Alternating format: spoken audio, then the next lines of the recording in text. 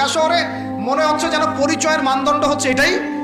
জিজ্ঞাসা যদি করেন যে ভাই আপনার নাম কি করেন, বলবে ওই যে ফ্ল্যাটটা দেখছেন 10 তলা ওটা আমার। ভাবখানে এমন যে এটাই তার পরিচয়ের মানদণ্ড।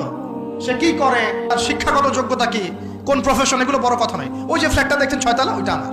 অনেকে এসে পরিচয় দেয়, আমি অমুক পার্টির অমুক, আমি অমুক পার্টির তমুক, আমি অমুকের সাধারণ সম্পাদক, আমি অমুকের সভাপতি। এগুলো পরিচয়, এগুলোই মানুষের পরিচয়। আমি অমুক দল করি, তমুক দল করি। পরিচয় কি তোমার? তুমি কি এই পরিচয় দিয়ে কাল কিয়ামতের মাঠে আল্লাহর সামনে দাঁড়াবা? পরিচয়টা কি?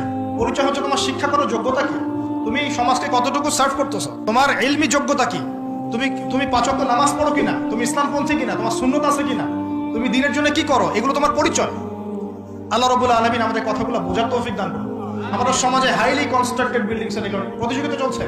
দেখেন, বিল্ডিং নির্মাণ করা পাপের কিছু নয়, কিন্তু এগুলোর মধ্য দিয়ে অহংকার করাটাই পাপের। আর অহংকার করলে আল্লাহ পাক এগুলোকে ধসিয়ে দিতে সময় নেবেন না।